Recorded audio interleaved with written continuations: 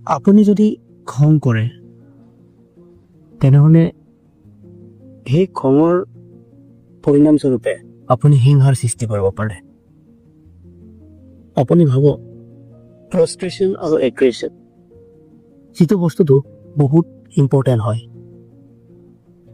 আপুনি যিকোনো লাইফত এই থিয়ৰিটো আপুনি ইউজ কৰিব পাৰে বা আপোনাৰ জীৱনতো সেইটো বাৰে বাৰে আপোনাক নেগেটিভ দিশলৈ লৈ যাব পাৰে। মই বাৰে বাৰে কৈ থাকোঁ, আপুনি যেতিয়ালৈকে গভীৰ চিন্তা কৰিব আৰম্ভ নকৰে তেনেহ'লে সেই কথাবিলাক আপুনি অনুধাৱন কৰিব নোৱাৰিব। আপুনি ধৰক ভয় আৰু কাংকাৰ যেতিয়া আপোনাৰ মনত সৃষ্টি হয় তেনেহ'লে আপুনি কোনো কথাই যুক্তিৰে চিন্তা কৰিব নোৱাৰে। আৰু সেই ভয় অংশা ৰাজনীতিৰ ক্ষেত্ৰত কিদৰে সৃষ্টি হয় আপুনি সেইটো কথা ভালদৰে জানে। যেতিয়া আপোনাৰ পলিটিকেল পাৰ্টিৰ সংকটৰ সৃষ্টি হয়, আপুনি যদি ভাবে আমাৰ পলিটিকেল পাৰ্টি হাৰিব পাৰে, আমাৰ কোনো কাম ভালদৰে পূৰ্ণ হ'ব পৰা নাই, তেতিয়া আপুনি সংকাৰৰ সৃষ্টি হ'ব, আপোনাৰ ক্ৰোধৰ সৃষ্টি হ'ব। ফলত এইটো ফ্ৰাষ্ট্ৰেশ্যন এগ্ৰেশ্যন সেইটো থিয়ৰিৰ আধাৰত কাম কৰিব আৰু আপোনাৰ মানসিকতা হিংসাৰ ফালে লৈ যাবলৈ ঠেলি দিম, হিংসাৰ ফালে লৈ যাব। বন্ধুসকল, এইটো এটা ভয়ানক দিশ নহয় জানো? আপুনি সংযম হোৱাটো শান্তভাৱে গভীৰভাৱে চিন্তা কৰাটো বহুত প্ৰয়োজনীয় প্ৰতিটো ক্ষেত্ৰত, সামাজিকভাৱে হওক বা ব্যক্তিগতভাৱে হওক।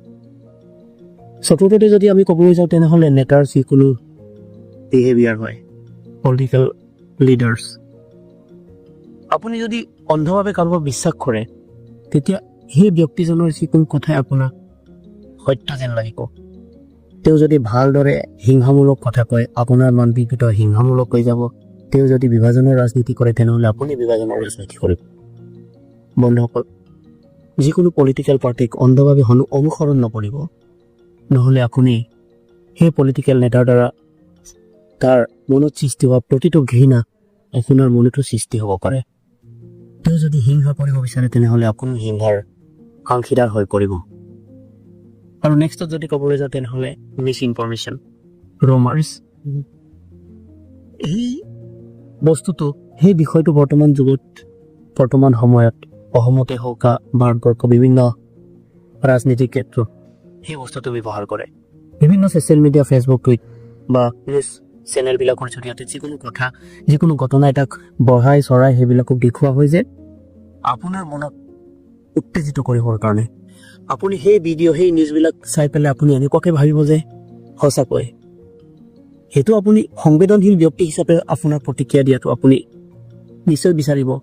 আৰু সেইকাৰণে আপুনি ভাল বেয়া বিচাৰ নকৰাকৈ আপুনি আপোনাৰ মতামত দিব। আপুনি হিংসাক